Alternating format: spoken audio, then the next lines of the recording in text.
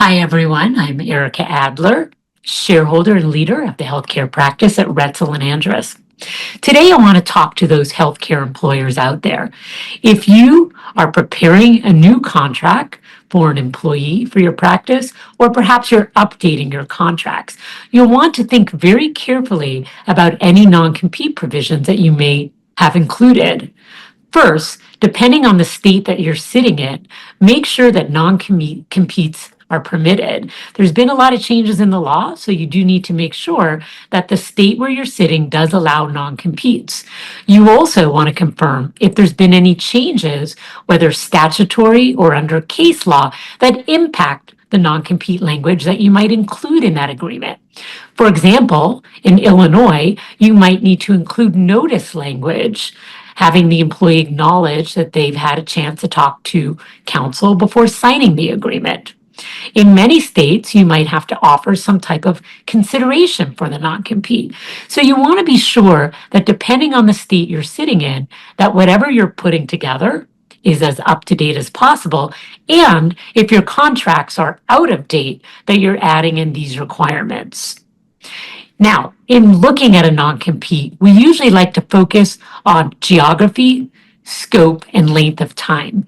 And the rule of thumb for all of these is what is reasonable? What reasonably protects your practice and the interest it has in protecting what it's built and shared with an employee who might now be leaving your practice?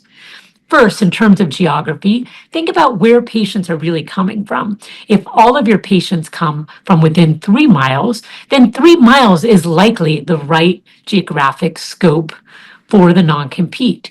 Using 5 miles or 10 miles might be something that a court finds to be too broad and therefore unreasonable, and you don't want to take that chance. Second, what is the scope of your non-compete? Generally, we want to limit it to either what the employee specifically did for your practice or what the practice does if everyone does the same thing. What we don't really want to do is say that the employee can no longer practice medicine, especially if the employee has the ability to engage in a different type of medicine than what that employee did for your practice or what your practice does. This is important because we want that scope to be reasonable in order to help the non-compete be as enforceable as possible. Finally, length of time is really important. Generally, the non-competes that I see are 1 to 2 years in terms of length of time. Think about what you really need. Is that employee really going to be a threat to your practice after 1 year? Making it as short as possible will make it less likely for the employee to want to dispute the non-compete with you and may make it more enforceable should the time come to enforce it.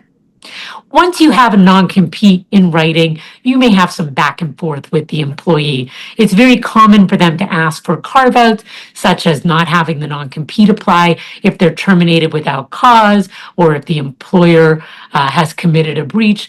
These are reasonable and common requests, but every employer has to evaluate the situation and make those changes that they think are appropriate.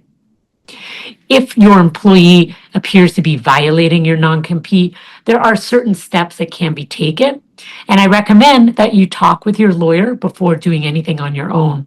Typically, these steps include sending a cease and desist letter to the employee and/or their potential new employer who may be helping them violate the contract. But there are also other legal steps that can be taken, which certainly can help protect your practice and your right to enforce the terms of that non-compete. If you have any questions, please feel free to reach out to me. I'm happy to guide you through this process. This video blog is made available by Roetzel and its attorneys for educational purposes and to provide general information, not to provide specific legal advice. Use of this video blog does not create an attorney-client relationship between you and Roetzel or any of its attorneys. This video blog should not be used as a substitute for competent legal advice, and you should contact an attorney in your state about any legal needs or questions you may have.